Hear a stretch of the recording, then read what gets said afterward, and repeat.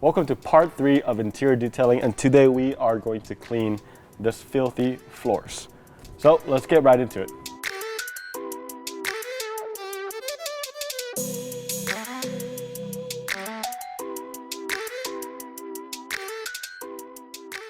So the flooring of a Tesla, or really any cars, it can be a little bit difficult, and the main reason is unless you have a mat that really holds down all the dirt, Tesla actually comes out with this. And especially when you remove this, that's the first step you want to do, is you want to be very careful, kind of fold it in. But you can see that it's not raised edge at all. So what happens is a lot of the dirt kind of bleeds out from these edges and just kind of stays in one concentrated area. So that's kind of what we really want to tackle today.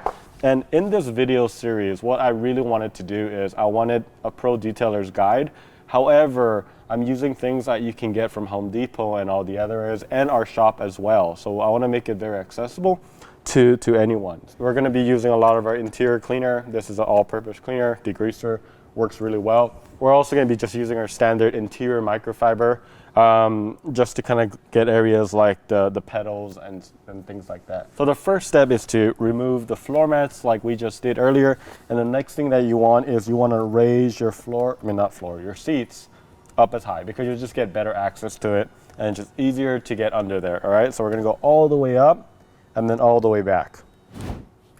What you want to do is you can remove this dead pedal right here. So you can see that it has very, very light clips, and I like to remove it because it's so easy to remove it. And another part is this one's really, really dirty. So typically you want to put this on the ground, but what I want to do is you just want to spray some interior, and I'm going to use my drill brush and then just agitate it just like that. And again, I would do it on the ground, but I wanted to show you guys, so that's kind of why I'm holding it like this. So you're welcome.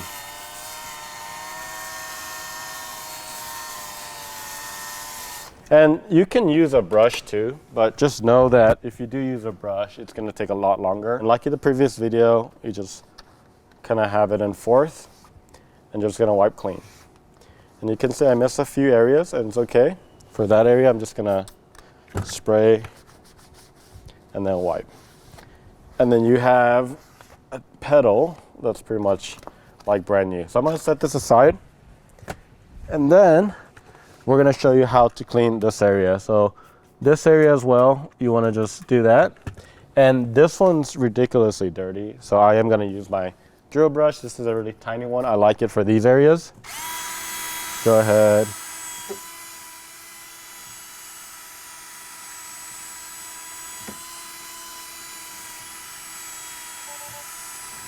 Yep, there you go. And then I don't know if you noticed, but in the back as well, I'm just gonna go ahead and spray a little bit, and I'm gonna use my microfiber.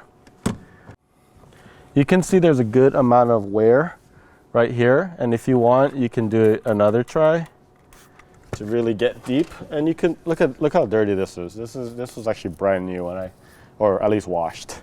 I'll do it again.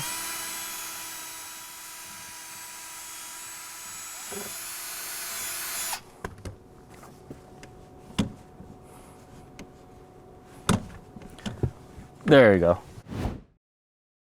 One area that we didn't really focus on is this area as well. We're gonna go ahead and try to clean this area. Another tip is right here. This is gonna be an issue. So all you have to do is go to your controls, and you should go ahead and bring this up, right? Because it's gonna be a lot harder, and then that's good. I'm just gonna leave it like that. And then once you have that, it's gonna be easier. You can use your brush.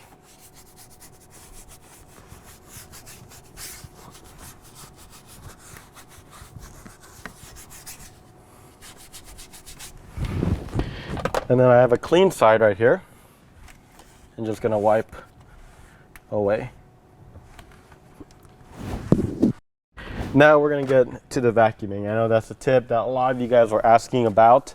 So the way you wanna vacuum is first, you want to try to grab as much as you can with just standard vacuuming, right? So we just use I'm using a rigid one. That's something that's very, very accessible. You could buy it at Home Depot.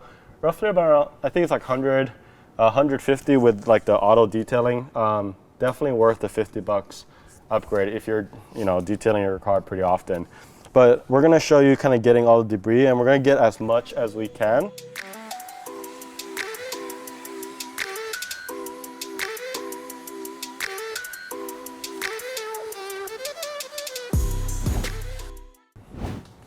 So we just finished vacuuming, and honestly, it's really not that bad. But what you'll realize is the areas like this, where like the dirt kind of bled through, what you have to do is kind of agitate it, bring it back up, and then you can vacuum it. So what I like to use for this, especially the carpet, it's really easy for dirt and things to kind of like really embed itself into this kind of material. So we use like a metal brush, and these are really, really cheap. You can get it at Walmart or really like any even auto shop. But with using this, you just want to kind of agitate all that area. And as you do that, you can kind of see it loosen up. So that's what I'm going to do. And then after that, I'm going to grab my vacuum again, and you could kind of do it simultaneously.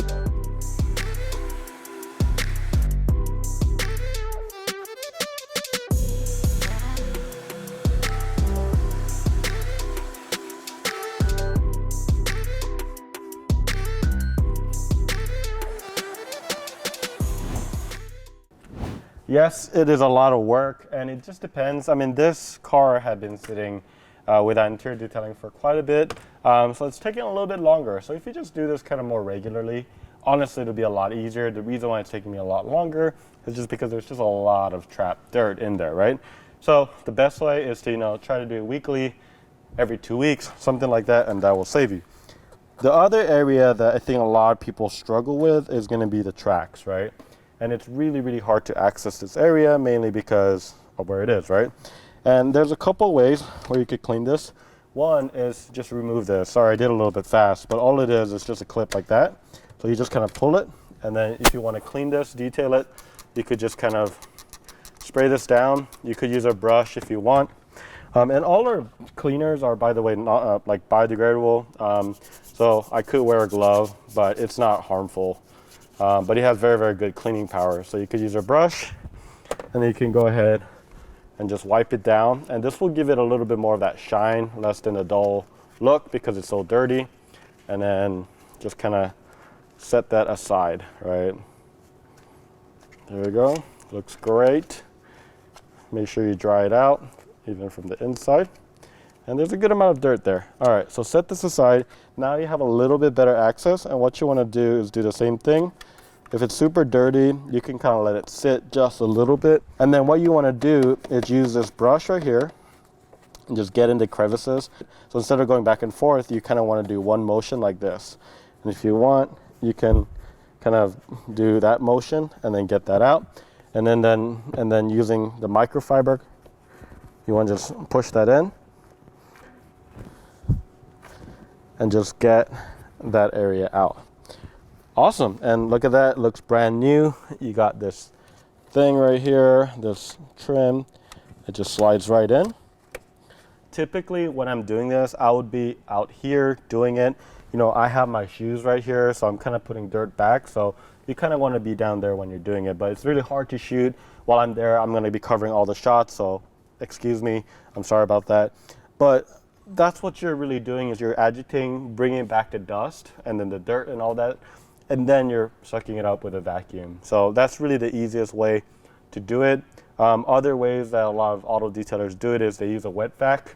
They shampoo the whole thing and then they suck it up and then they dry it, right? But typically most beginners won't have like a wet vac system, and they're a little bit more expensive too.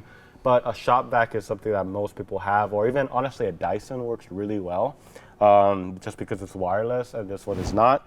Once this is good, you want to make sure that your mats are clean. Don't put a dirty mat back in here. We're actually going to revert back to an old video that we did, but once you remove the mask, you are going to wet it down with a pressure washer or just a hose and just wet it down real good. Once it's really wet, you're going to use our interior cleaner and give it a really, really good spray and spray it all around.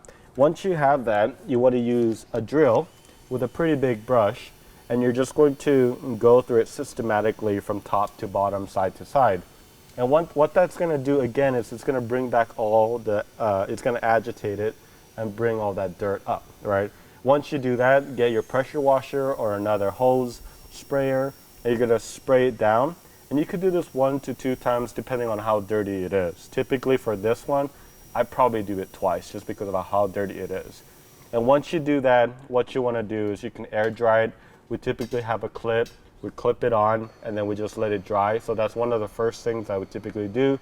And then once it's dry, you can put it back once the floor is clean.